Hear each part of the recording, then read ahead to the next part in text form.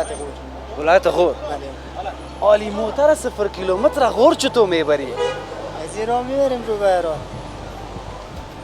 میشه؟ آها تایرات میبریم باز. همین نام تا گفتی یادم رفت. نام اقبال جان. اقبال جان.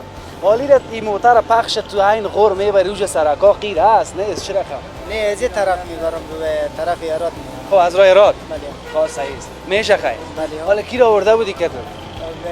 پسرمه پسرم را. بیا او پسرم تو چه رقم آدم هستی که کلی را گرفته تو تا بالا؟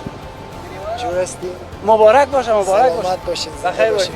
حالا یک تبریکی دادی برای بله ها تبریکی دادم برش. بازم تبریک باشه بچه. قربان. زنده باشی. حالا بچه خاله شما هستی؟ نه بچه همه ایزی میشه. بچه مامای ما میشه. این بچه مامایت میشه. 100% بله. حالا اینا حالا دریوری را اقبال یاد داره که تا غور ببره یا نه؟ نه من دریورش هستم. تو دریوری؟ بله. این موتر حساب کتابش دیدی تیل میل داره نداره؟ نه باز میپرتیم اگه تیلم نداشت. اوه ایلا جور پیسه تیلم میتید سالات یا دانا؟ نه دیگه همین موتره که داده بس هست دیگه. اوه لایم کلام خدمت. اگه میسیش میگن خب 0 کیلومتر ایسیش جور است دیگه. 0 کیلومتر از 2023. 2023 تویتا کرولا. اقبال عیش کردی با.